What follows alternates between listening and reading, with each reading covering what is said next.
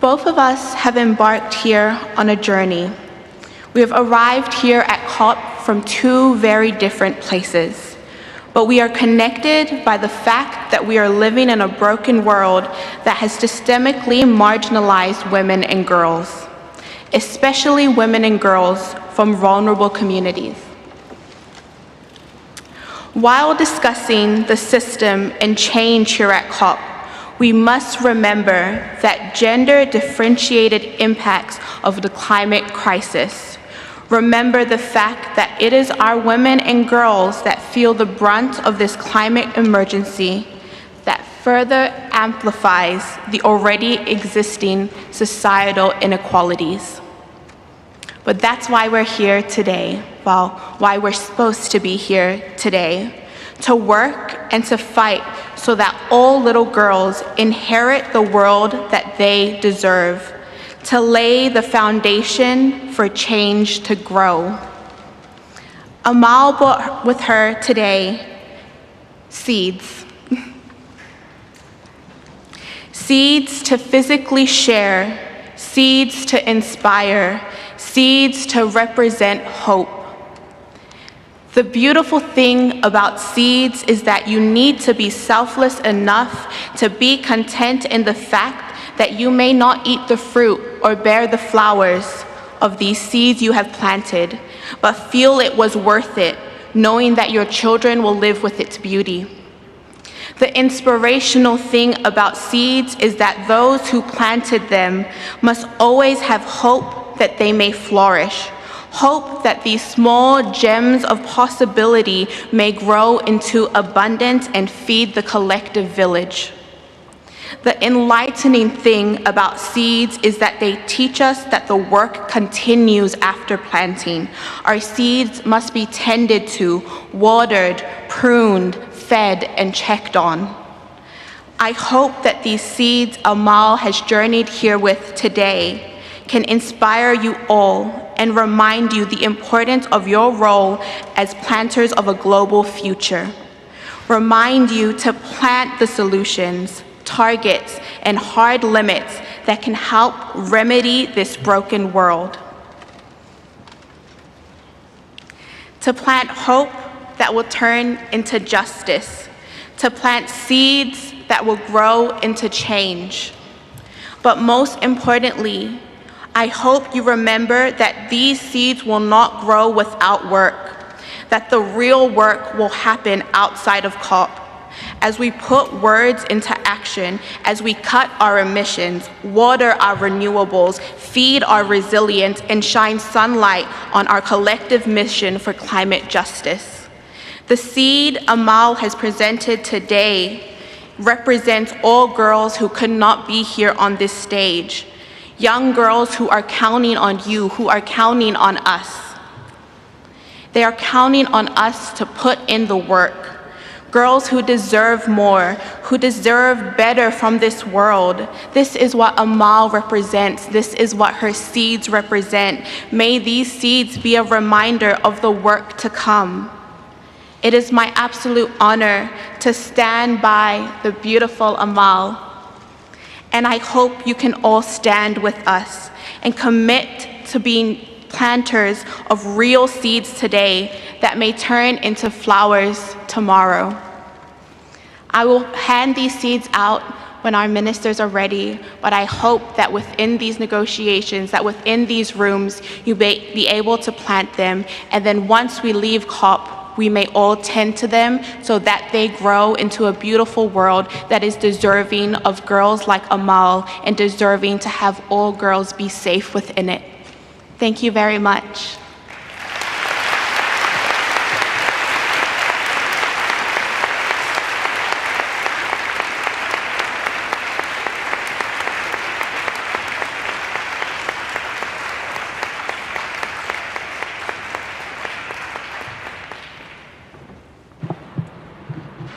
Many, many thanks indeed, little Amal. We are so proud that you are here with us to share this incredibly powerful message. And thank you, Brianna, for sharing the words. That you remind us all that the girls, our daughters now and those in the future, are the ones who will plant the seeds, be selfless in helping them to grow, and indeed make sure that girls of the future continue to look after our planet, as we know that too many of them do without the support or the care or the protection that they need. And it's our job as we go forwards to make sure that the questions of gender and climate action are absolutely firmly rooted in the little girls of the future. Thank you.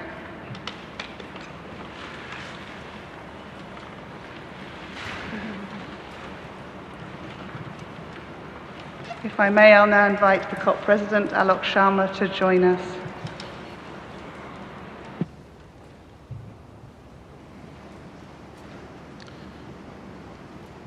Good morning, everyone, and it's a real pleasure to be here with you all, particularly little Amal and Brianna. And thank you, Brianna, for such a powerful speech, setting out very clearly why at this conference and beyond we need to take action. And also thank you for your amazing speech at the World Leaders Summit last week as well.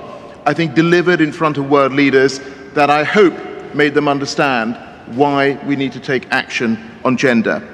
But of course, friends, today's Gender Day cuts across all the work that we're doing here in Glasgow, because gender and climate are profoundly intertwined. And we know that in the impact of climate change affects women and girls disproportionately. And we know from our efforts to tackle climate change that it is more effective when we put women and girls at the heart of those efforts.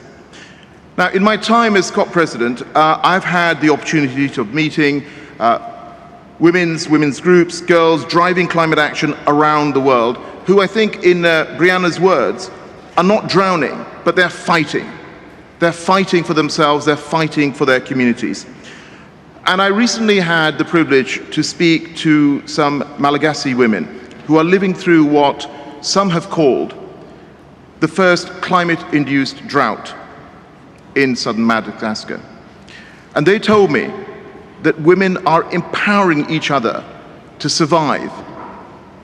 But we also spoke about the damaging impact of climate change and how that can impact gender equality. Earlier this year, I had the opportunity to speak alongside Malala, and you will know that her foundation, the Malala Fund, estimates that at least 4 million girls won't complete their education due to climate-related crises. And that is just this year. Just this year. Frankly, that is an absolute travesty.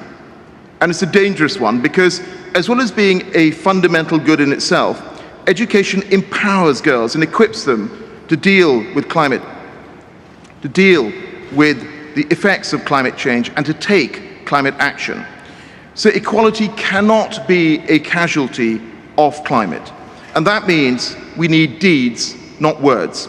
We need action on gender, cutting across our work to reduce emissions, to protect communities, and build resilience. So we must empower women and girls and support them to create the change. And we have a framework. We need to have one going further as well, but we have one, the Gender Action Plan, which was agreed in Madrid back in 2019. But what we actually need is for every single country to implement this plan that was put together, and to be guided by the UN Women-convened Feminist Action for Climate Justice Coalition, which was launched earlier this year.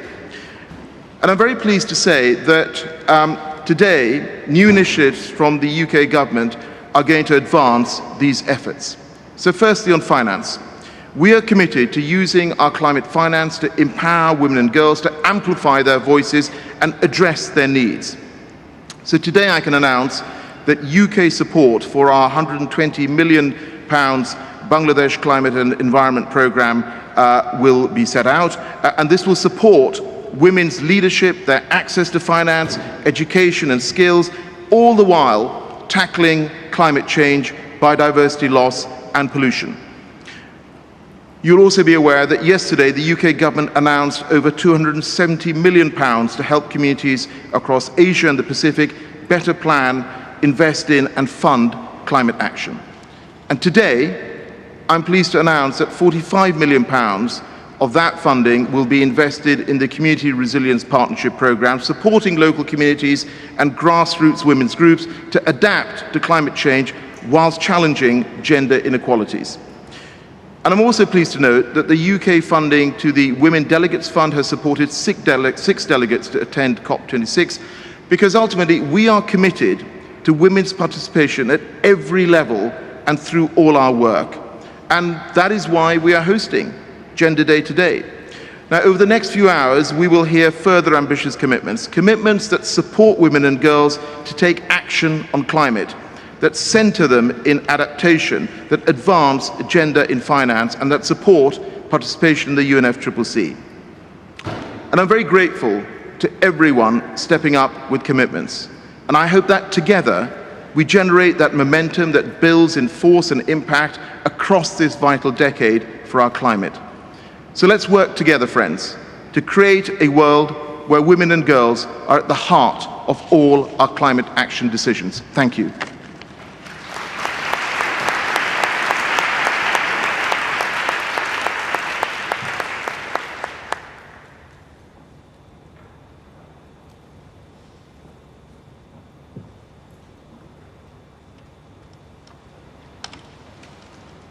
Alok, thank you for your kind remarks. I'm very proud of the commitments that the UK has made today, and thank you for ensuring that this COP has put gender at the very heart of all our discussions. So now, ladies and gentlemen, we will turn to a video intervention from Julienne Baseke, coordinator of the Association des Femmes des Médias, a network of women journalists based in the Democratic Republic of Congo. This is the first of today's 3 video submissions, part of the Equality Fund's September 2021 Dialogue on Feminist Climate Action, an initiative amplifying the voices of feminists in the Global South.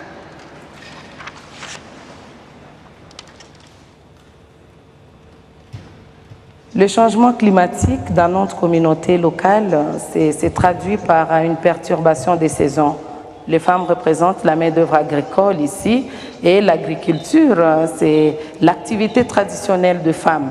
Ça veut dire que les femmes doivent travailler, doivent cultiver pour faire vivre leur famille, pour nourrir leur famille, pour scolariser leurs enfants. Et du coup, il y a perturbation de la saison culturelle. Afin est consciente du fait que le changement climatique affecte différemment les hommes et les femmes. Et cela influe sur le rapport de genre ainsi que sur le statut social et des hommes et de femmes. AFEM, à travers sa radio d'équité du genre, qui est Mama Radio, elle produit des programmes, de magazines, de spots, d'éducation pour sensibiliser les femmes sur la question du changement climatique. Nous recommandons comme stratégie idéale la reforestation, le reboisement et également l'agriculture. Promouvoir l'agriculture en impliquant la femme. Et comme les femmes constituent la frange de la population qui est plus responsable de la cuisson, donc qui utilise beaucoup le charbon et le bois de chauffe, nous pensons que renforcer les capacités de femmes sur les énergies renouvelables serait vraiment une des solutions efficaces.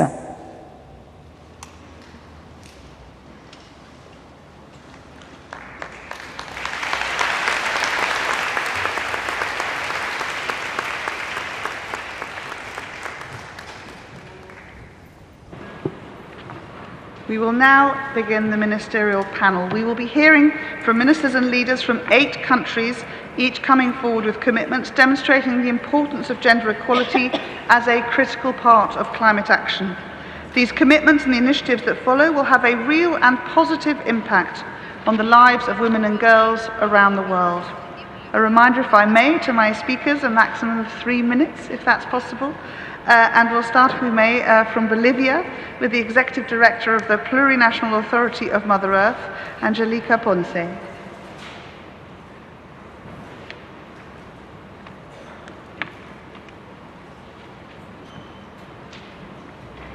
Muchísimas gracias. Muchísimas gracias.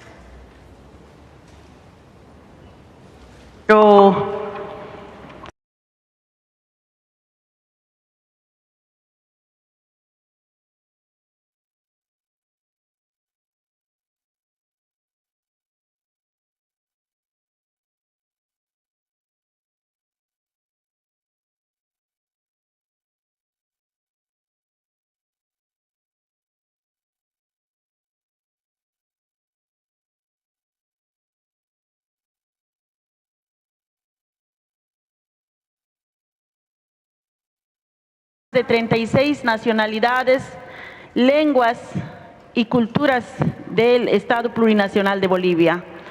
En este mismo caminar, hoy ya siendo parte del gobierno, nuestro compromiso y por supuesto nuestro reclamo es seguir caminando porque nos falta mucho todavía profundizar la igualdad y la equidad de género también como en otros países. Nosotros como mujeres queremos ser parte de los espacios de poder político y por supuesto los espacios de poder de decisión a nivel nacional e internacional. En esta lucha de la justicia climática, nosotras las mujeres indígenas fuimos quienes vivimos día a día la cruda realidad del cambio climático dentro de nuestros territorios. Somos las que sembramos, las que cosechamos y las que abastecemos la canasta familiar en diferentes sectores, por ejemplo en Bolivia. Hermanos y hermanas, el gran compromiso como gobiernos desarrollados deberían tener una mirada más al pueblo, más a los países subdesarrollados en la ayuda correspondiente, en los fondos de cooperación de la justicia climática que debería llegar a los lugares más marginados y vulnerables, como también países en desarrollo como Bolivia. Nosotros como bolivianas, como mujeres bolivianas, fuimos las más afectadas con un golpe de Estado y además el cambio climático dentro de nuestros hogares nos ha reflexionado profundamente de que debemos empezar a contribuir cada una de nosotras, de las familias, en cuidar nuestras plantas medicinales que también son muy importantes porque nuestros antepasados, nuestros hermanos, nuestros abuelos, nuestros abuelas, antes no había medicamento académico, sino más bien plantas medicinales y hoy por hoy hemos aprendido a recuperar también esto. Nosotros como mujeres tenemos un solo sentimiento, todas las mujeres del mundo. Somos mujeres dadoras de vida, guardadoras de semillas, que movemos sentimientos, sensibilidad en la humanidad. Y nuestro gran compromiso como mujeres debe ser la lucha de manera conjunta y hermanada, haciendo alianzas de que el mundo también escuche y piense de la manera que nosotras pensamos las mujeres. Las mujeres somos sensibles. Hoy podemos reconocer el mundo pensado desde el hombre ha destruido también, ha destruido muchas cosas. Y realmente hoy quisiera decir yo como mujer indígena y autoridad de Bolivia, que también el mundo debería pensarse desde el pensamiento de la mujer, desde el sentimiento de la mujer. ¿Cómo sería un mundo pensado de la mujer? Terminaría con la violencia, terminaría con la violación, infanticidio y feminicidio. Pienso que sería la solución muy importante de tomar a las mujeres en los espacios de poder de manera igualitaria y equitativa. Me dirijo ante el mundo entero, sé que muchas mujeres estarían felices de estar en estos espacios, pero es un poco difícil acceder a estos lugares donde se deciden por todo un mundo y realmente mi gran deseo sería de que por lo menos para los años siguientes, nosotros como pueblos indígenas y como autoridades podamos acceder a los espacios más decisión, de toma de decisiones, poder decidir. Lamentablemente los países subdesarrollados todavía no hemos podido llegar a alcanzar la justicia o por lo menos los compromisos de los países desarrollados en este tema del cambio climático. Las ayudas directas a nuestros pueblos indígenas y no así con intermediarios. Muchas gracias. Quiero pedirles a cada una de ustedes, hermanas, de que no estamos solas. Todas somos una, seamos del campo o seamos de la ciudad. Somos seres humanos, somos mujeres que sentimos por nuestros hijos, por nuestras hijas y además sentimos por las generaciones que vienen detrás de nosotras. Hoy las mujeres también desafiamos, ¿no?, de tener decisiones como mujeres desde el sentimiento, desde la vivencia, como mujer, como madre, como dadora de vida. Queremos pensar un mundo mejor, un futuro mejor, pensado desde la mujer, con sentimiento, con vivencia, y como mujer indígena que siembra y que guarda la semilla, quiero decirles al mundo entero de que demos la oportunidad a las mujeres también en los diferentes espacios de poder, no solamente en el Estado Plurinacional de Bolivia, sino también en todo el mundo. Hay muchas mujeres que quisiéramos estar en estos espacios de poder hacer alianzas de lucha, y realmente hoy veo muchas mujeres en esta sala que están comprometidas de llevar esa semilla desde este lugar e ir a sembrar a nuestras casas. Poder generar los compromisos como países y como mujeres para poder desarrollar la transformación de vida diferente, sensible, con respeto y con igualdad. Tener los derechos de los pueblos indígenas y de las mujeres de la ciudad sean los mismos y no sean ahora como ahora. El mundo es diferenciado, el mundo es diferente. Muchos estamos en espacios más altos y otros estamos olvidados, y no queremos eso. Queremos ser iguales porque tenemos los mismos derechos y somos también humanos. Muchas gracias, hermanas. Un khayaya, que la Pacha los bendiga, y un saludo especial a nuestro hermano Sharman. Cuando vino a Bolivia fui quien la recibió con los brazos abiertos para poder hacer conocer también mi país, y estoy muy agradecida de estar acá juntamente también en este espacio, de poder ver este gran desarrollo y los compromisos de gobiernos que se vayan cumpliendo y no solo queden en papeles y en acuerdos, sino que se cumplan, hermanas. Un khayaya. Muchas gracias.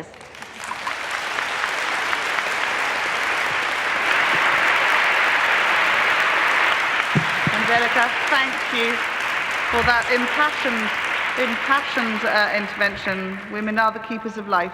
If we all take that home with us, I think we will be making great progress. Monica, if I may, Monica Medina, the US Assistant Secretary, and if I may ask you to try and stick to 3 minutes, I'd be very grateful. Thank you. Good morning, everyone, delegates, friends, and excellencies. First, let me thank Alok Sharma and the UK Presidency and the entire team for leading such an important event. And I also want to acknowledge the tireless work of one of our fellow speakers here today, our Speaker of the House, Nancy Pelosi. It's an honor.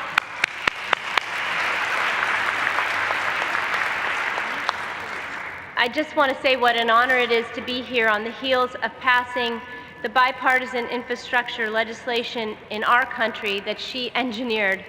It's a once-in-a-generation investment in our country to turn this climate crisis into an opportunity. So I want to thank her for her leadership and the leadership that it will allow us to have at home and abroad. As I look around this room and the millions of women and girls leading this movement, I see an incredible group of environmental defenders. We're using our voices to call for the changes we need, protecting our communities and nature, and leading the innovations of the future. But even as we take action, women and girls are so often the ones bearing the brunt of the climate crisis. I heard just yesterday from 2 remarkable female leaders from Uganda and Nigeria. They spoke about how climate impacts in their communities mean that too many women are losing their traditional livelihoods, struggling to provide food for themselves and their families, and facing increased risks of violence and conflict. This is a topic of critical importance here at COP26, but one that has too often been sidelined from the discussion in these halls. But these intersections and the disproportionate impacts of climate change can no longer be ignored. My friend and executive director of the White House Gender Policy Council, Jen Klein, recently said, climate change is not gender neutral. And my friend Samantha Power, our USAID administrator, put it even more pointedly, climate change is sexist. Women and girls, especially those who are members of marginalized populations, are on the front lines of this crisis. Climate-related disasters hinder access to essential services, including sexual and reproductive health care. Women are less likely to have emergency savings compared to men, and women can often be the ones left behind in dangerous situations following disasters.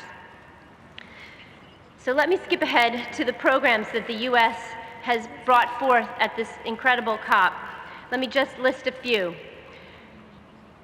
First, we have our national strategy on gender equity and equality, which has dedicated an entire chapter to women.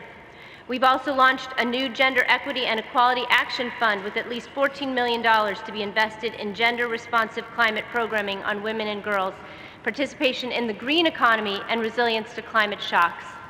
Our USAID is scaling up its advanced gender in the Environment Initiative in partnership with the International Union for the Conservation of Nature to provide tailored support to countries to develop climate change gender action plans.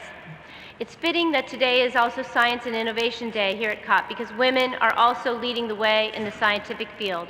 Our USAID is partnering with NASA to make a $3 million investment in Surveyor, a program that will build opportunities for women in the sciences and translate that innovation into resilience for women farmers on the ground. And my colleagues at the State Department are putting forward more than $5 million towards a range of gender and climate programs. So in closing, I just want to emphasize that the climate future is female. Why? I think it is because we deliver life. We are mothers, we are daughters, we are sisters, wives, and grandmothers and girlfriends, and our connection to this issue is primal.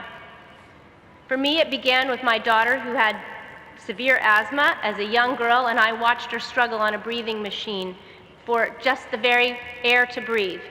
And it continues with my mother, who is a passionate advocate for elephants, and it reminds me every day that we must protect nature. We as women are connected. We are at the forefront of this crisis, and we're at the forefront of the solutions. Why? Because that's what women have always done. They've protected their communities, the nature surrounding them, and used their voices to call for the changes we need, and then figured out how to do it. Thank you all, and let's get to work.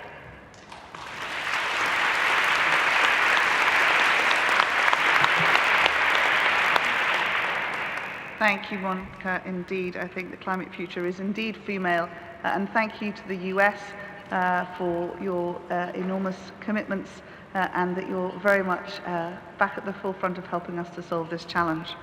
If I may, I'll turn now to our Swedish colleague, the Minister for International Development Cooperation, Per Rosenfrith. Thank you, Minister. Indeed, a pleasure and an honor to be here. We've had 1.5 years of COVID-19, a time of backsliding, hard-won gains for human rights, gender equality, democracy are being rolled back as we speak, as we meet. The inequality setback is clearly the result of an incomplete analysis of the needs of a society in crisis. And on top of this, we have the climate crisis. Worldwide, women have less access than men to voice and power and resources such as land, credit, agricultural inputs, decision-making structures, technology, training, extension services that would enhance their capacity to adapt to climate change. Now, women are not the polluters of this world, yet they carry the consequences of climate change on their shoulders.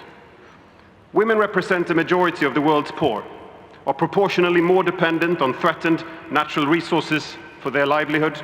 And this is true, particularly in rural areas where women shoulder the major responsibility for household water supply and energy, for cooking, heating, as well as for food security. 1 in 3 girls does not have access to clean water and often lack facilities for menstrual hygiene.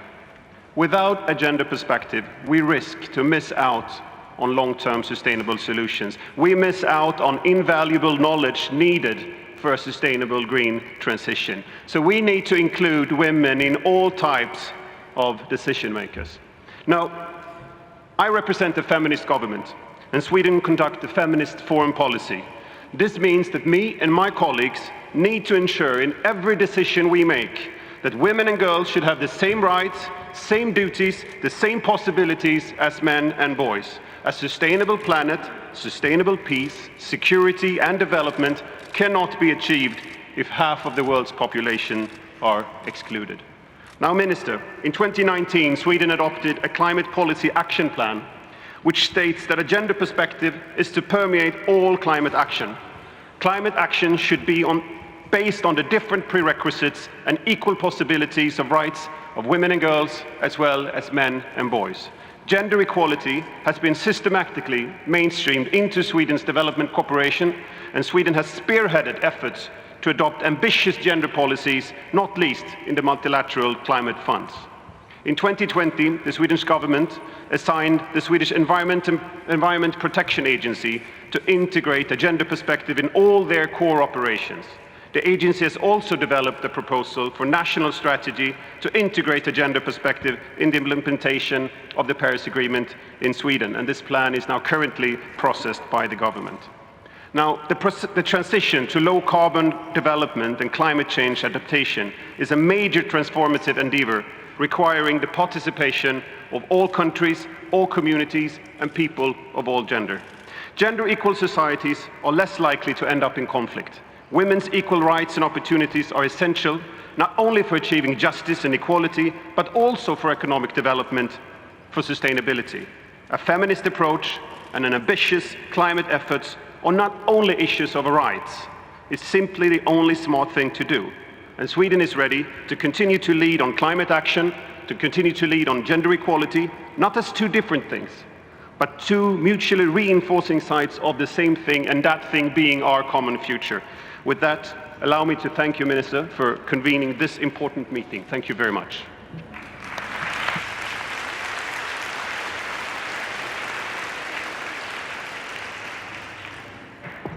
Thank you very much indeed for showing the way, and I think Sweden's gender equality throughout all policy is a beacon for many, many others to try and follow. So thank you for your leadership on that. If I may now turn to Nigeria, we have with us Mr. Musa Hassan, who is the Permanent Secretary and Deputy Minister for Nigeria. Mr. Hassan.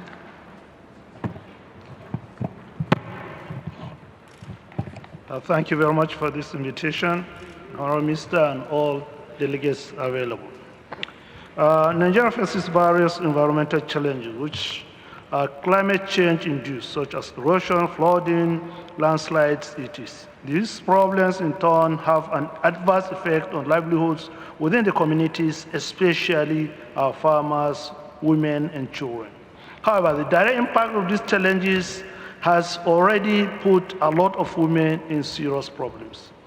In implementing the Paris Agreement and Nigeria's national determined contributions, the United Nations Framework Convention on Climate Change at the Conference of Parties COP23 adopted a gender action plan which would be integrated into parties' climate promises in the Paris Agreement.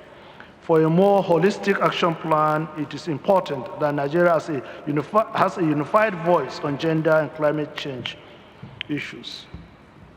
In domesticating the Gender Action Plan, a national action plan on gender and climate change was developed. The goal of the action plan is to ensure that national climate change processes in Nigeria mainstream gender considerations to guarantee inclusiveness of all required.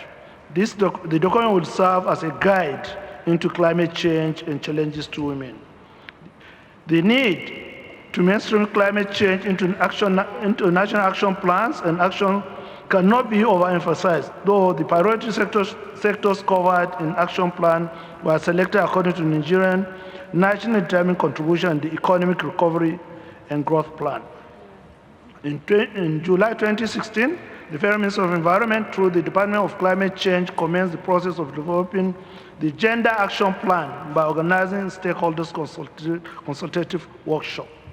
A draft national action plan was developed as an output. Further consultations were done, and subsequently Nigeria was able to develop her own action plan on gender. I have it here.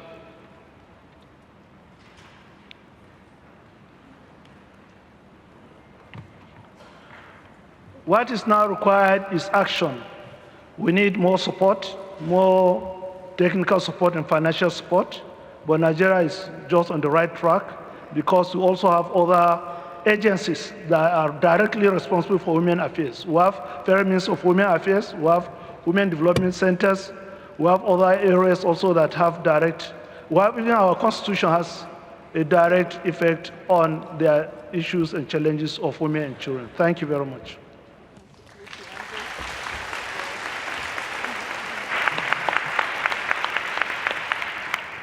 Minister, thank you very much indeed. You're quite right, and the hashtag for today is Act on the Gap. I think that's exactly the message that you bring so strongly to these discussions. Thank you very much indeed. If I may now turn to Canada and the Ambassador for the Environment, Patricia Fuller. Patricia.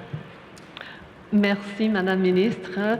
En tant qu'ambassadrice du Canada pour les changements climatiques, je suis honorée d'être présente à cette discussion très importante. Canada is fully committed to advancing gender equality in climate action, not only because women are more impacted by climate change, but also because climate action cannot be effective without the full participation of women. In Canada's Feminist International Assistance Policy, partners who have worked with us over the past 5 years know well that Canada has placed gender equality at the center of all of our development projects. So this has meant in projects that range from, for example, advancing the leadership of women in water security projects in the Peruvian Andes with the application of indigenous knowledge, to advancing the participation of women negotiators in the UNFCCC process. So I'm pleased to announce today that as part of the doubling of Canada's climate finance pledge to $5.3 billion over 5 years, that Canada will apply the target of 80% for projects that will target gender equality outcomes and ensure gender-sensitive decision-making. So this means, for example, that when we are working with organizations, we will be looking to see what is the participation of women in the decision-making processes, what is the participation in the boards of companies that are involved in our climate finance projects, and how are women involved in the supply chains that are relevant to climate action. I'm also pleased to say that Canada will join the Feminist Action for Climate Justice Coalition and advocate for the integration of gender considerations in domestic and international climate policy. And I'm also pleased to note that we're actively engaged in supporting the adoption, or the implementation rather, of the Gender Action Plan of the UNFCCC. And just a few weeks ago, we presented a formal submission to the UNFCCC highlighting the gender-differentiated impacts of climate change and the role of women as agents of change in Canada. Donc, j'espère qu'en faisant la promotion des engagements et des mesures qui favorisent l'équité des sexes dans la lutte contre les changements climatiques, nous apporterons une réponse mondiale à ce fléau climatique qui sera réellement inclusive. So, to conclude, we need all involved, because if we are to win the fight against climate change, we need to have women participating equally in climate action. Thank you very much. Merci beaucoup.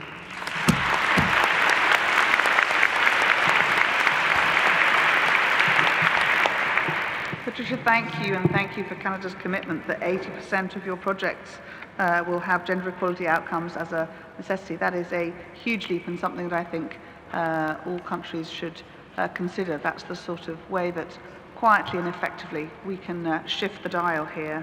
Thank you. If I may, I'll turn to Ecuador and the Undersecretary for Climate Change, Ms. Karina Barrera. Karina. Thank you very much.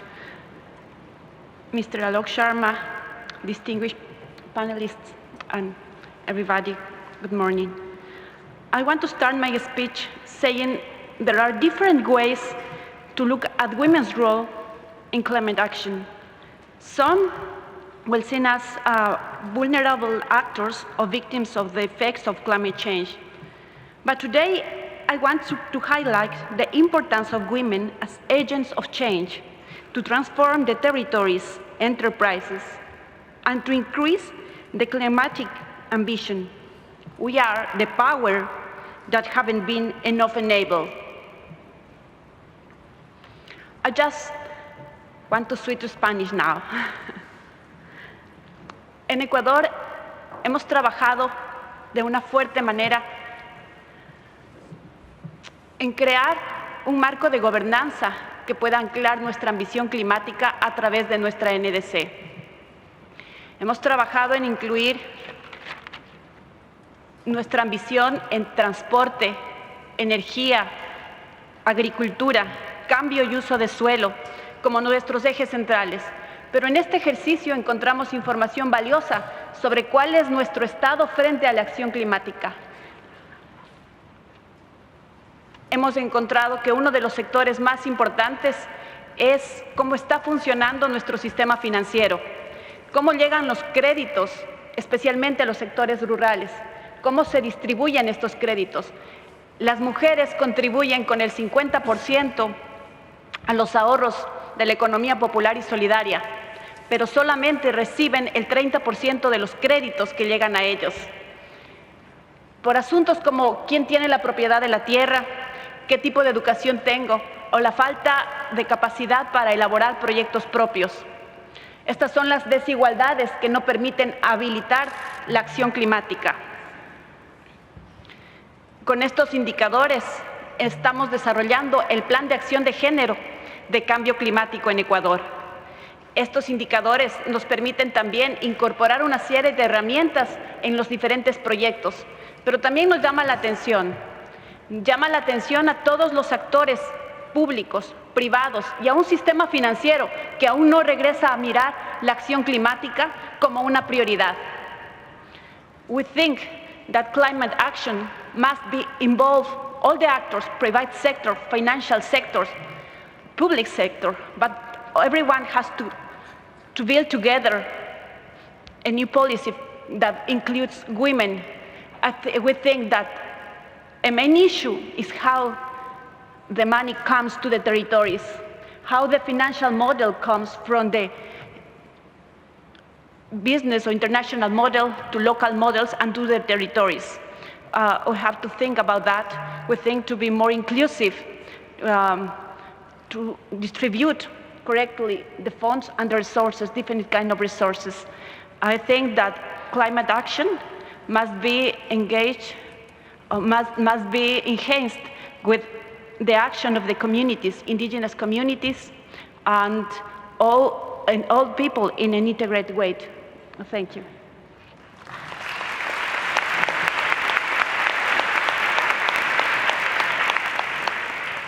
Karina, thank you so much indeed. Now, if I may turn to Germany, we have with us the Director General in the Ministry for the Environment, Nature Conservation, Building and Nuclear Safety, Dr. Christian Paulus. Christian.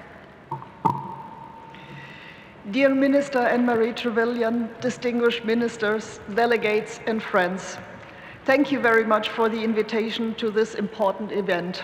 And I would like to extend warm greetings from Federal Ministry Svenja Schulze, to whom the nexus of gender and climate is of utmost importance. At COP25 in Madrid in 2019, the enhanced Lima Work Programme on Gender and the Gender Action Plan were adopted. Now we, the parties, are to focus on implementation. The Gender Action Plan affirms that it is critical that all climate stakeholders, public and private, respond to and implement gender-related activities. And this is where our new German ICI gender strategy comes in.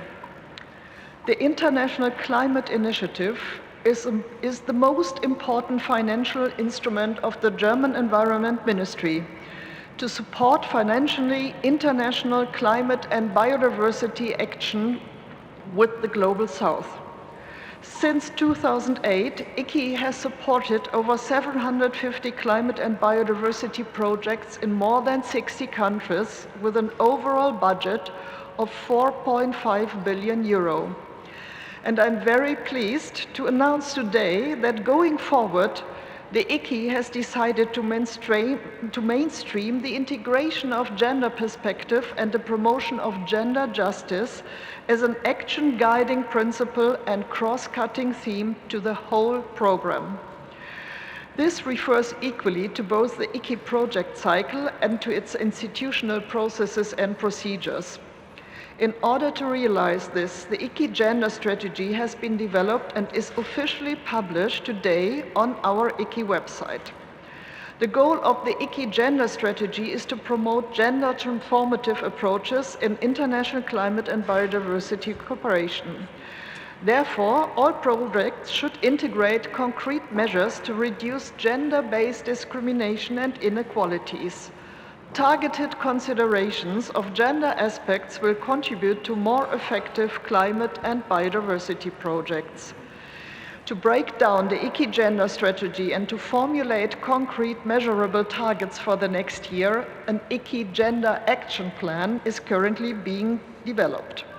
With this, the ICI does its part to actively anchor the guiding principle of gender justice into this funding program, as it is also demanded by our ministry's gender strategy. And I'm glad to share this important German contribution to the implementation of the UNFCCC Gender Action Plan with you today. What does it all encompass? The ICI gender strategy will specifically contribute to the following objectives of the UNFCCC GAP. First, improving gender mainstreaming and plans and strategies. Second, involving all genders in the process of developing, implementing, and updating climate policies, plans, strategies, and actions at all levels. Third, increasing the availability of disaggregated data. The linkages between the climate and biodiversity crisis are becoming more visible each day. And this is why I very much welcome the fact that also the Convention on Biological Diversity will also have its own gender plan of action. As climate and biodiversity are in the heart of our ICI projects, it is great to see that both UNFCCC and CBD consider gender such an important aspect. Thank you very much for your attention. Moreover, thank you for your commitment. Together, we are sending an important signal about the importance of gender in the context of climate change.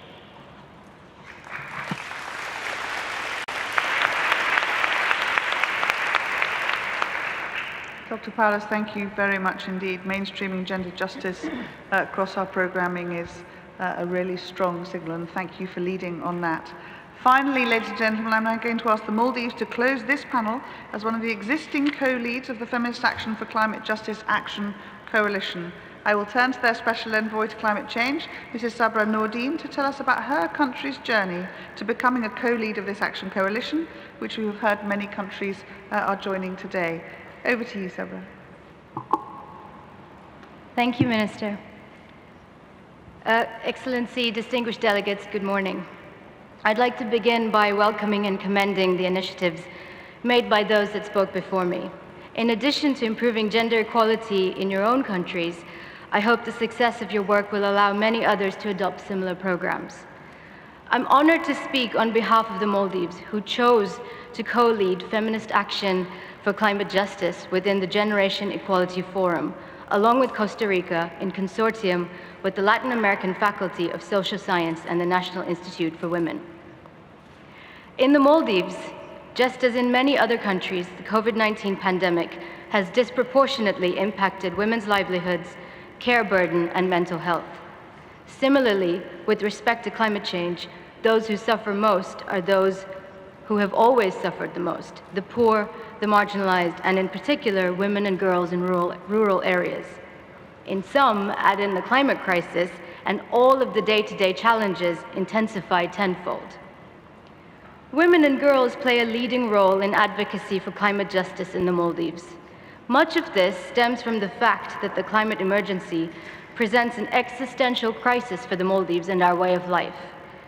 The impact of global heating is not an abstract scenario, but one that already directly impacts women on our islands, making a living growing crops which are now more frequently destroyed by severe storms, or the family that runs a guest house who has to spend more per year to place sandbags on the shore for protection against encroaching waves.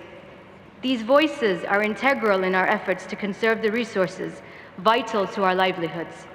With the right kind of facilitation, we have seen the successful transition of many of these advocacy efforts to progressive policy. An achievement we are very proud of is our newly amended Decentralization Act, which ensures that women make up 1/3 of the newly elected local councils. This is a guaranteed 384 out of 982 seats. I'm happy to say that 388 women councillors were elected this year. Along with greater financial independence and an increase in budget for the councils, the number of women now in leadership and policy roles, especially at a local government level, is both encouraging and exciting.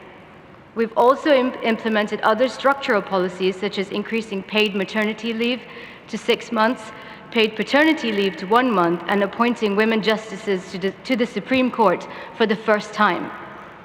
The translation of women's experiences and views into policy is central to climate-just solutions. Our gender equality plan, which is in the process of being finalized, sees the mainstreaming of gender equality measures throughout government, including increasing the number of women in leadership positions in local government by 45% by 2025, in the judiciary by 15%, and providing services such as daycare, initiating gender-responsive budgeting, and revising our national data systems to include disaggregation of data by sex and age. We have a lot more work to do, but we want to do it because we know that having more women at the table means the questions that are asked, the discussions that take place, and the decisions that are taken are a truer reflection of our society and our needs.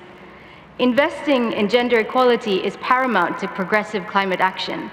From caregivers, surf instructors, marine biologists, resort managers, and ministers, we have seen a greater focus on climate-just solutions with the increase of women in these leadership roles. It is both an ambitious mitigation and adaptation measure. But all of this is dependent on the ambition agreed to here this week. We need to halve emissions by 2030 to limit temperature rise to 1.5 degrees. We have only 98 months to do this. I thank you.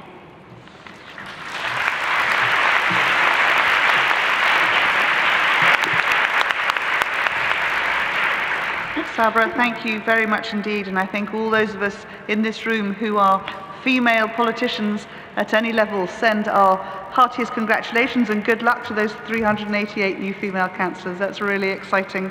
And for all of you that aren't yet taking up a political baton, I recommend that you try it. Sometimes it's challenging, but as the lady I'm about to introduce knows, it's also extremely fulfilling and it genuinely makes a difference. So may I thank all of my wonderful panelists this morning, to those of you who've already made commitments earlier this year at the launch of the Feminist Action of Climate Justice Action Coalition. These commitments signal a significant step forwards in our work to tackle climate change and gender equality, but collectively there is much more for us all still to do. So I call on all other countries represented in this room or not here today to become commitment makers under the Feminist Action for Climate Justice. So for our next session, chaired by the First Minister of Scotland, Nicola Sturgeon, we will welcome to the stage women who have led climate action in a variety of contexts to share their thoughts and experiences. But before then, we'll have another video submission, this time from the Equality Fund's Dialogue on Feminist Climate Action.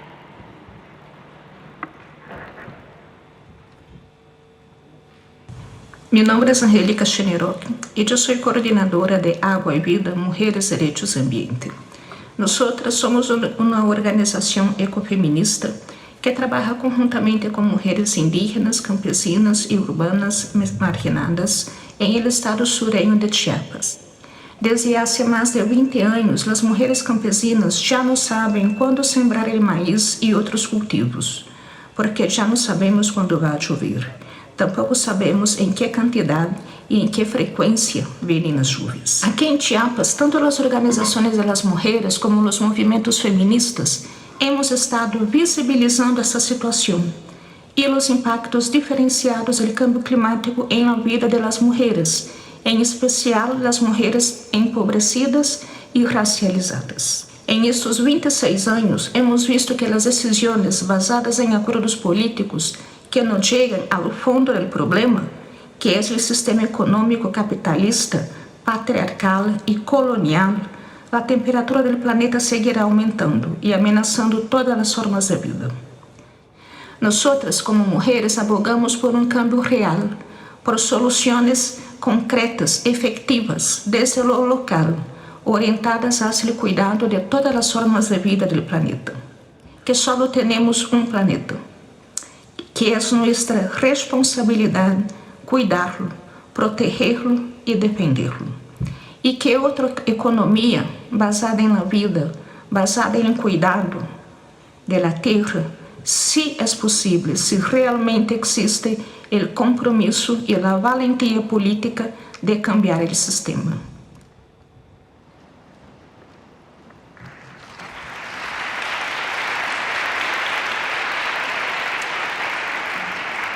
Ladies and gentlemen, I'd now like to invite another vocal advocate for gender equality, the Honourable Nancy Pelosi, Speaker of the United States House of Representatives, to the stage.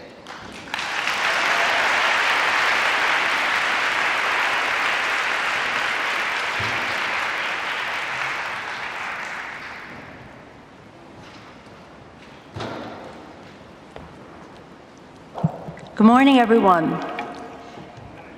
Thank you so much, Madam Minister, for leading that beautiful panel today. We came with a great and distinguished delegation from the Congress of the United States. We came to listen, we came to learn, and what we heard gives us great hope. It is a privilege to be here with the congressional delegation to join you today as we act upon the climate crisis, the existential threat of our time. It's a thriller multiplier, a threat multiplier, amplifying and accelerating existing inequities in our economies and societies. 80% of people displaced in climate change globally are women. Addressing the rapidly changing climate is a matter of justice and equality with the most vulnerable, most affected, including indigenous communities, less developed countries, and our focus today and every day on women. To that end, we come here fresh from advancing the most ambitious and consequential climate and clean energy legislation of all time in our country. I acknowledge and now I want to recognize our distinguished delegation, if they would all rise, the largest delegation to ever attend such a meeting. We're so proud of them. Thank you all. Again, we learned, we've gained hope listening this morning and being reported to in the course of the past week. But we're here today to report on what we have done. This is a nearly $1 trillion investment in Build Back Better and bipartisan infrastructure framework, recognizes the interconnectedness of climate change and gender justice, and enables women and girls to lead a just transition to a clean energy economy of the future. Our legislation advances our mission to decarbonize and realign every sector of the economy. It is a model of collaboration that brings together public, private, and nonprofit sectors to scale the solutions necessary for achieving net zero pollution globally. These bills are far-reaching in scale and scope, ensuring that the design, manufacturing, financing, and deployment of our economy, our future economy, is cleaner and greener.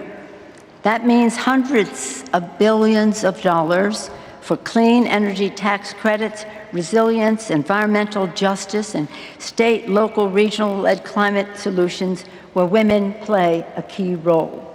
It also is an investment in our care economy, child care, family and medical leave. It's about home health care.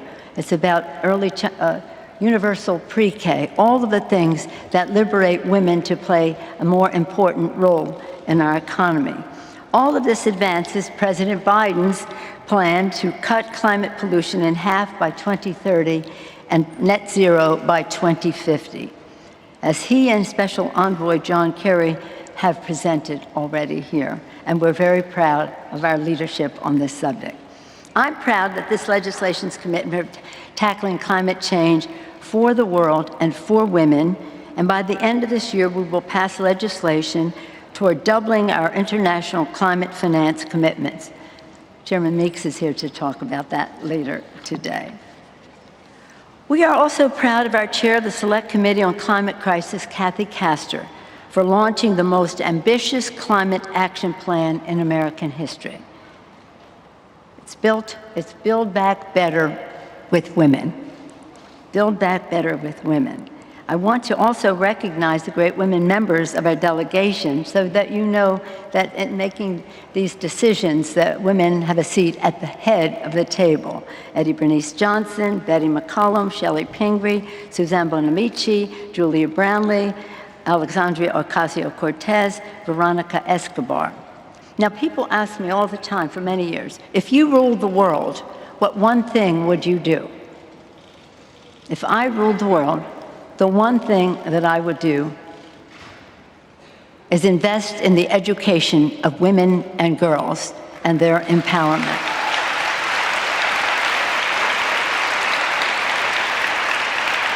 You and I know that makes all the difference in the world, not just to their women, those women, to their families, to the communities, to their countries, to the world. So I thank you for the opportunity, Madam Minister, thank you, and the President as well, to participate in this timely conversation. Thank you for recognizing the centrality of women in the climate fight. And thank you to the women and young women people who have been mobilizing. We always say in Congress, inside maneuvering can just go so far. The outside mobilization makes everything better. And so let's thank those young people for their mobilization, and women as well. And they're true to our mantra, we don't agonize, we organize. We organize. So let's thank them for what they're doing out there.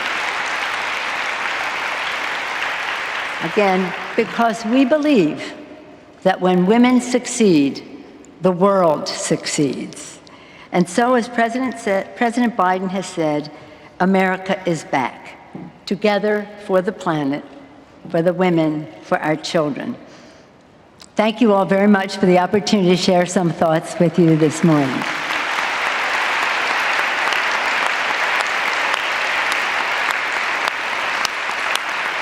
And now it is my privilege to introduce First Minister Nicola Sturgeon of Scotland.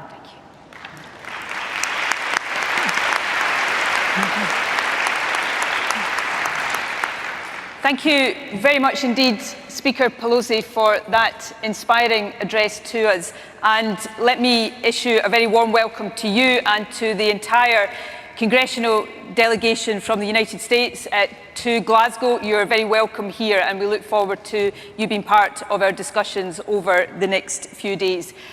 When women succeed, the world succeeds. Speaker Pelosi's words there, I think, are an inspiring introduction into this next part of our Gender Day discussions. It is my great pleasure to be chairing this panel. There is no doubt we must ensure that climate change is a feminist issue. We must make sure that the experiences of women and girls across the world, so often disproportionately impacted by climate change, are understood as we devise the solutions. And we must make sure that the voices of women are at the centre of creating and implementing the solutions to climate change. So this is an opportunity to discuss some of that. I was very proud to launch last week, in partnership with UN Women, the Glasgow Women's Leadership Statement, which has already attracted support from governments, businesses and civic organisations across the world. My thanks also go to those governments who have just announced commitments under the Feminist Action for Climate Justice Action Coalition, and to those from civil society who will follow our discussion. And I'm delighted to join them in announcing today that Scotland will become a commitment maker, focusing on capacity building and resilience, access to finance and supporting women and girls to lead a just transition. So these are important times, and this is, of course, an important discussion. Let me therefore introduce this fantastic panel that I have the privilege to chair today. Fatou Dieng is the founder of Clean Earth Gambia, the Women and Gender Lead for Youngo and Achieving Scholar at Sussex University. Tarsila Riveri Zia is a Quechuan activist from Peru who has dedicated her life to defending and promoting the rights of indigenous people and cultures. And Asa Regner is Deputy Executive Director at UN Women and a former Minister for Gender Equality in Sweden. So please give them a warm welcome here today. I want to kick off this discussion by posing to all three of our panel members today this question, asking them to give their views on what the top priorities are for us all to better tackle the nexus between gender and climate. And I will address that question first of all to Asa. Welcome. Thank you so much, First Minister, and thank you for organizing this. And Fatou and Tarsila, thank you. It's lovely to be here with you. Speaker Pelosi, thank you for your introduction.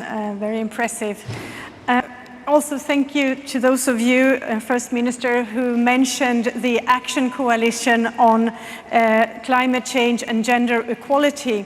From UN Women's side, which I represent, we have seen throughout the years in the 80 countries where we have programs and where we target and work together with the poorest women, how much climate change really affects their lives in reality. This can be in the Pacific, this can be in Latin America, and also in the Amazon. It can be in the Sahel, obviously, where women fight the effects of climate change in armed conflict or in farmer-herder conflicts, in agriculture, food security, in their daily lives.